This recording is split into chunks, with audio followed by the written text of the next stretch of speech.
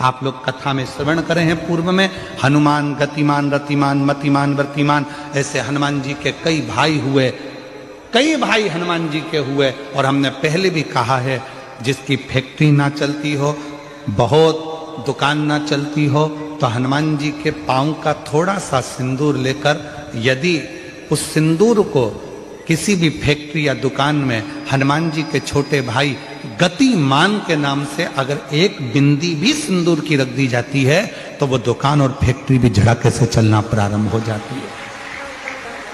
गतिमान हनुमान जी के छोटे भाई, एक हनुमान जी के छोटे भाई हैं मतिमान। जब व्यक्ति डिप्रेशन में जाता है, एकाग्र चित्त नहीं रह पाता है, पढ़ने बैठता है पर एकदम मन नहीं लग पाता है, तो मतिमान का स्मरण किया जाता है, हनुमान जी के तीसरे नंबर के भाई का, मतिमान। और कहते हैं एक दुर्वा यदि मतिमान के नाम से शंकर भगवान की शिवलिंग पर चढ़ा दी जाए और उसी दुर्वा को वापिस लेकर आया जाए, अंधेरा होने से पहले, सूर्य अस्त होने के पहले, शाम के प्रदोष के पहले यदि उस दुर्वा को उस व्यक्ति को चबा चबा कर खिला दो, तो डिप्रेस हो रहा है, डिप्रेशन में है, चिंता में है, टेंशन में है और उसका विवेक काम नहीं कर रहा, बुद्धि स्थिर नहीं हो पा रही है या पढ़ने में मन नहीं लग पा रहा है, तो उसको आप एक दुर्वा मतिमान, हनुमान जी के तीसरे नंबर के भाई मतिमान के नाम से अगर खिला देते हैं, तो उसकी बुद्धि केंद्रित होना प्रारंभ हो जाती है और वो डिप्रेस से हटना प्रारंभ हो जाता है, मन स्थिर होने लगता है। मतिमान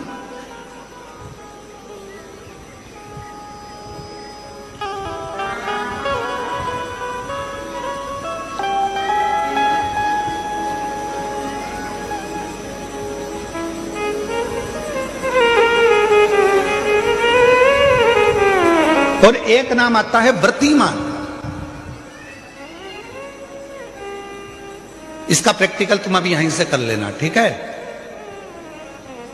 चलते चलते मालूम पड़े तुम्हारी पार्किंग यहां से आधा किलोमीटर दूर है, ठीक है?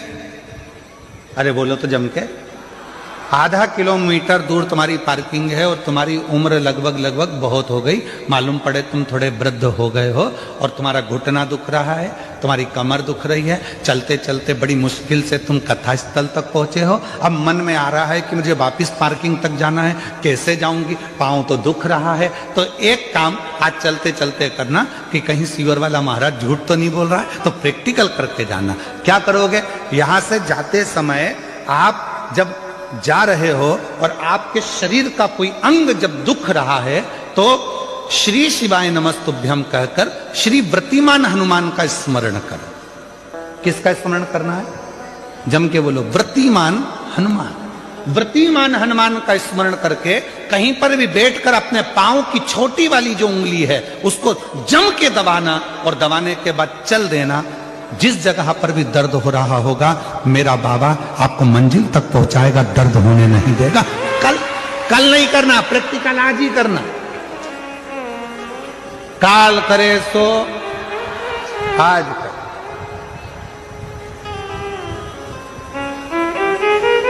व्रतिमान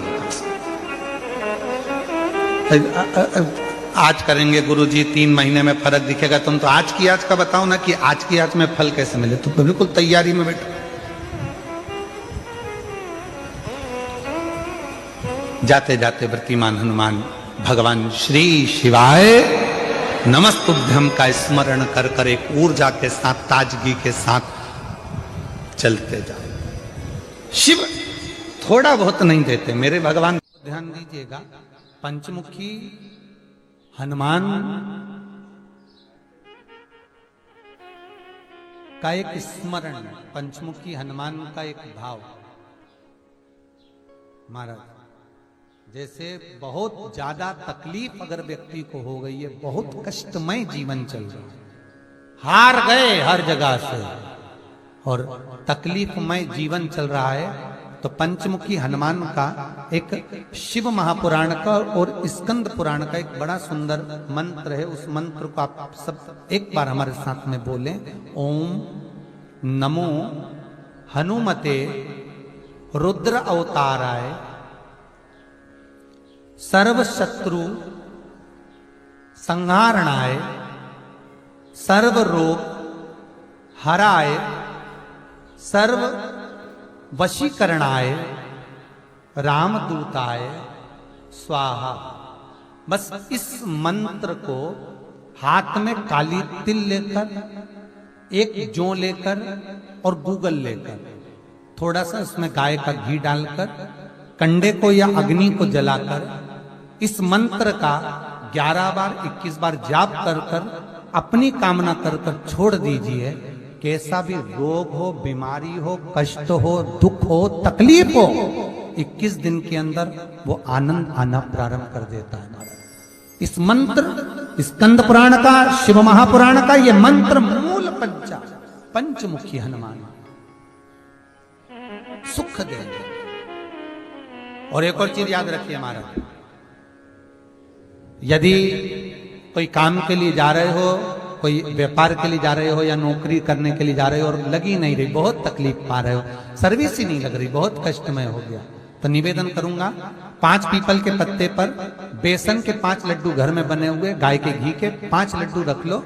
उस लड्डू के बीचों बीच एक आटे का दिया और उसमें तिल्ली का तेल डालकर इसी मंत्र का प्रयोग कर कर पंचमुखी हनुमान का किसी भी हनुमान के मंदिर में जाकर, दक्षिण मुखी हनुमान के मंदिर में जाकर उसको रख कर आ जाइए। इसके बाद आप उस काम के लिए जाइए, आपका काम सफल हो जाएगा। आपको किसी को नहीं कहना पड़ेगा कि हाथ जोड़ना नहीं पड़ेंगे, किसी के पांव नहीं पड़ना पड़ेंगे, तुरंत काम होगा। बस इस मंत्र का स्मरण कर कर पंचमुखी हनुमान का भूतेश्वर जो मंत्र है वो सुख देने वाला।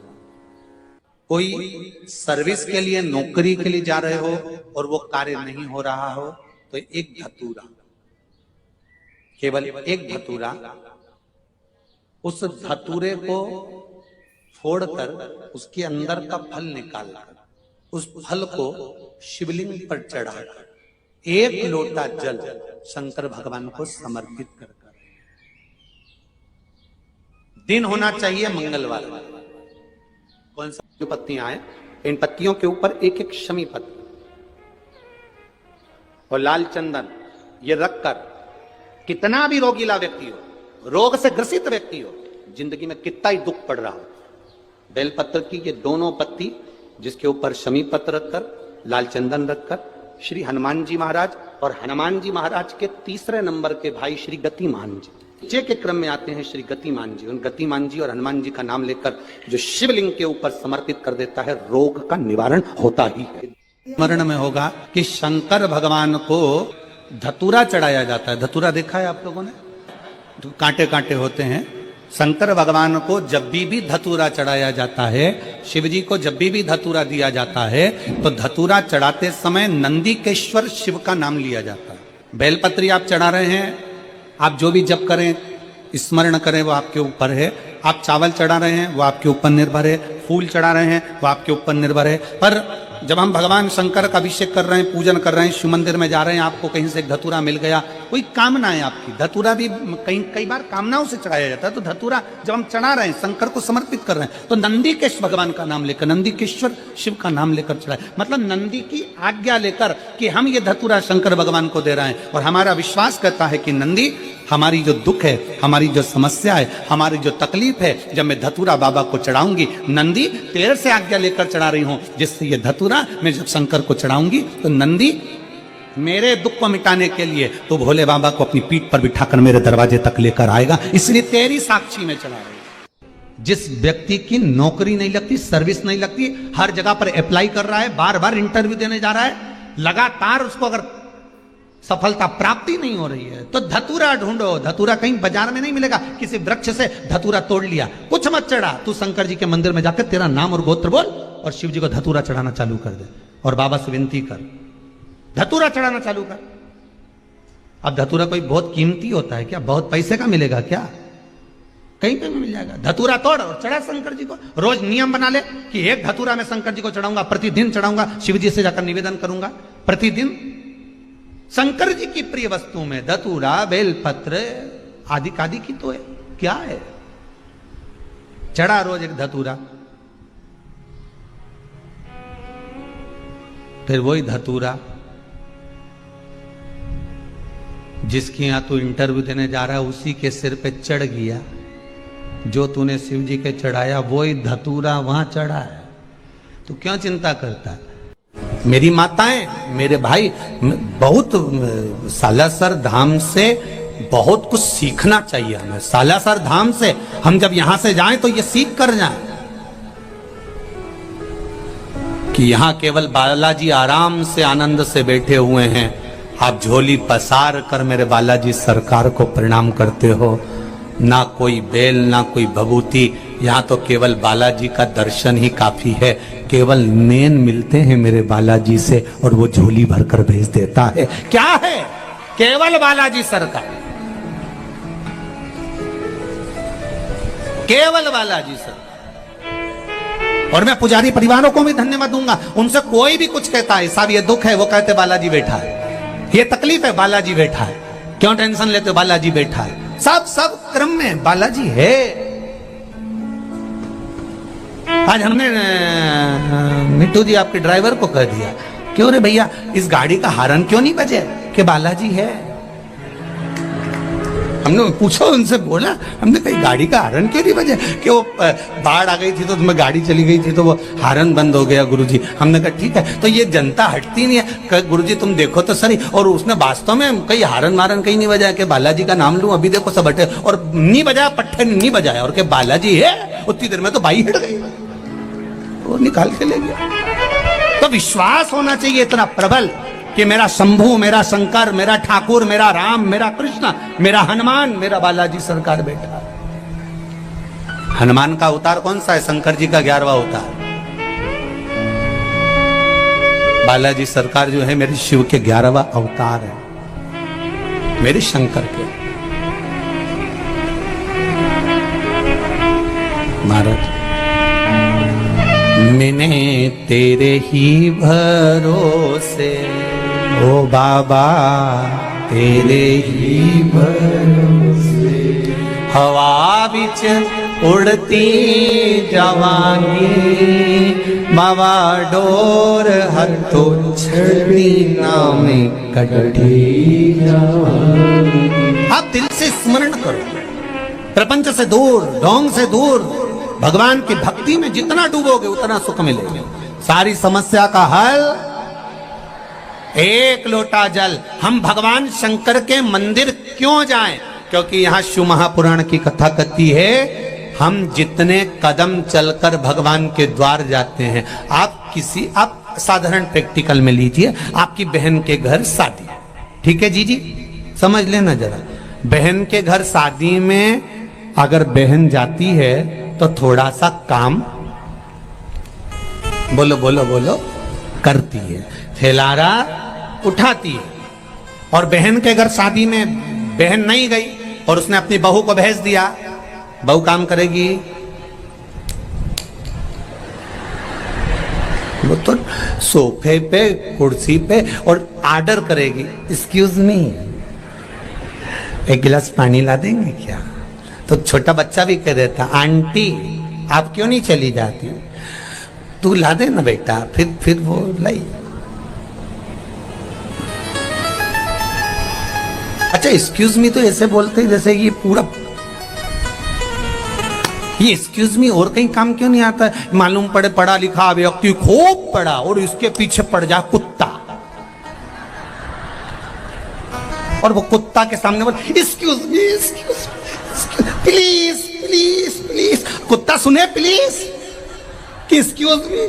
अरे कुत्ता को भगाने के लिए डायरेक्ट हट, तब तुम पढ़े लिखे हो, कुत्ता थोड़ी ना पढ़ा लिखा। एक्सक्यूज मी प्लीज प्लीज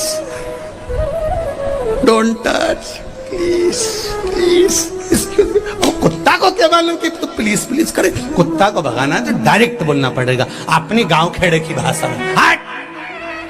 तो कुत्ता तुम सोचो विचार।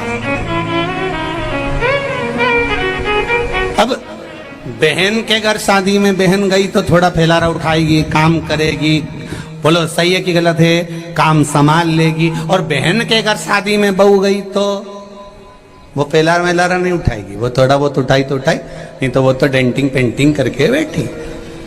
बस अब तुमने अपनी बहन के घर शादी में अपनी बहू को भेजा था, तो अगली बार वो क्या करेगी, वो भी अपनी बहू को भेजेगी। तुम अगर जाती तो वो भी तुम्हारे घर आती। उसी तरह तुम सालासर बालाजी की कथा में गए हो, शिव महापुराण की कथा में, तो ये पक्का है कि बालाजी और शंकर जी तुम्हारे यहां भी आएंगे जरूर, ये निश्चित। और तुमने अगर अपनी बहू को भेज दिया तो शंकर भगवान भी कह देंगे, हनुमान जी प्रभु यमराज को भेज दे। इसने भी तो अपने रिश्तेदार को भेजा था, उसमें कौन सी दिक्कत वाली बात है, अपन अपने रिश्तेदार भेज दो। और देखो सास आती, बहन के घर बहन आती तो फैलारा उठाती, अगर तुमने अपने रिश्तेदार भेजे तो उसने भी अपने रिश्तेदार भेज दिया। अब भगवान को बुलाते तो भगवान तुम्हारा फैलारा उठा लेता। यमराज कोई फैलारा उठाए, तुम्हें उठाए, यमराज कौन सा फैलारा उठाए।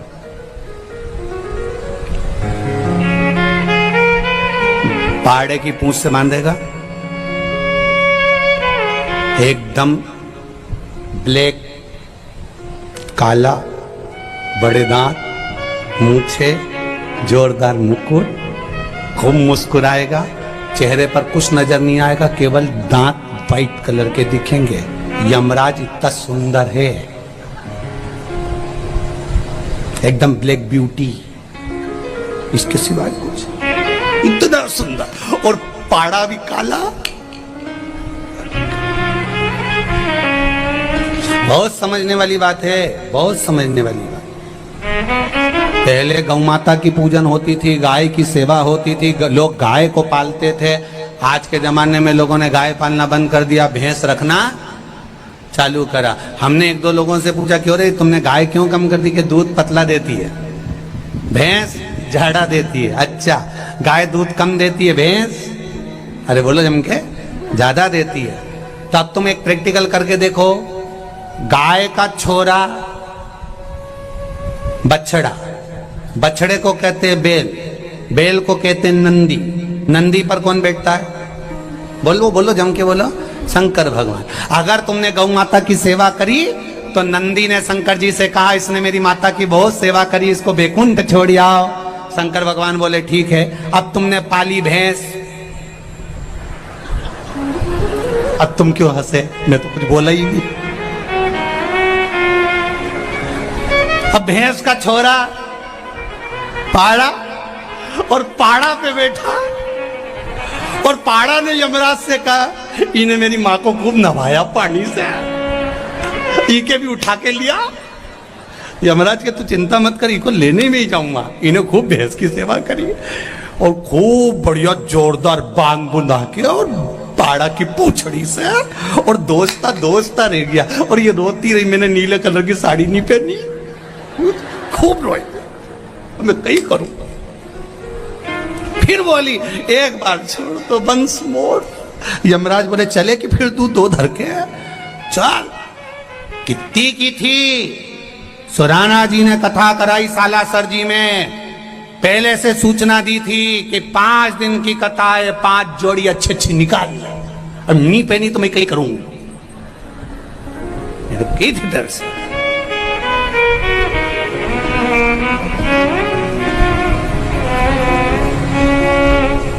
अब विचार करें कहां गति है हमारा। ये करुणा तेरी दया जरूर होगी, यह निश्चित है, और होगी। जब माता अंजना जी के गर्भ से संतान नहीं हुई, सालों निकल गए, माता अंजना जी के गर्भ से संतान उत्पन्न नहीं। दुखी हो गई, कहां जाऊं, किससे कहूं कि मुझे औलाद नहीं हो रही है, मुझे संतान नहीं हो रही।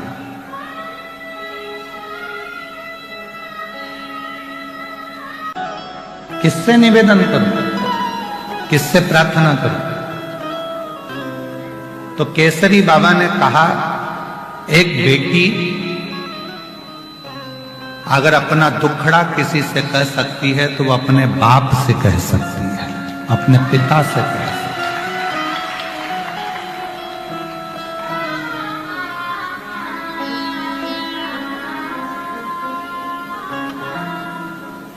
दो पिता हैं, एक ने जन्म दिया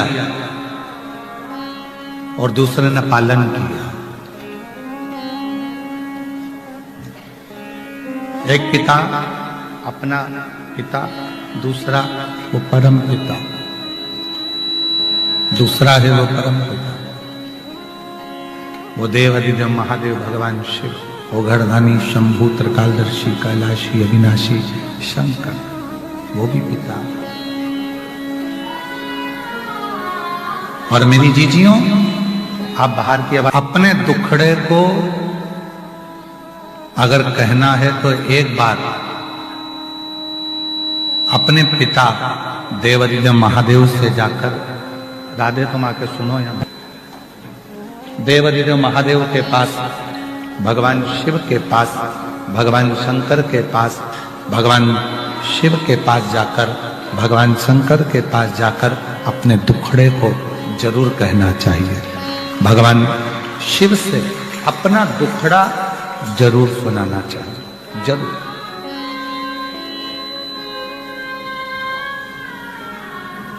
आप लोगों से निवेदन है कि शिव जी को अपना पिता मानना। क्या मानना है? पिता मान लिया, अपना बाप मान लिया। जिस दिन शंकर भगवान को अपना पिता मान लिया, उस दिन शंकर भगवान अपनी बेटी को जिंदगी में कभी दुखी नहीं देख सकते। जब अशोक सुंदरी का विवाह किया मेरे शंकर भगवान ने, और अशोक सुंदरी का जब विदा किया, अशोक सुंदरी की जब विदाई करी गई, अशोक सुंदरी जब जा रही थी, तो पिताजी ने अशोक सुंदरी को विदा करते करते कहा, अशोक सुंदरी ने कन्यादान में अपने पिता से वचन लिया है। पाणी ग्रहण संस्कार करते समय, पाणी ग्रहण संस्कार मतलब पानी, जब कन्यादान होता है तो पिता, पाणी ग्रहण संस्कार जब होता है उस समय पर पानी चढ़ाते हुए अपने पिता से संकल्प लिया है अशोक सुंदरी ने। अशोक सुंदरी ने संकल्प लिया, और अशोक सुंदरी ने संकल्प लिया कि पिताजी, संसार की कोई भी बेटी भूल से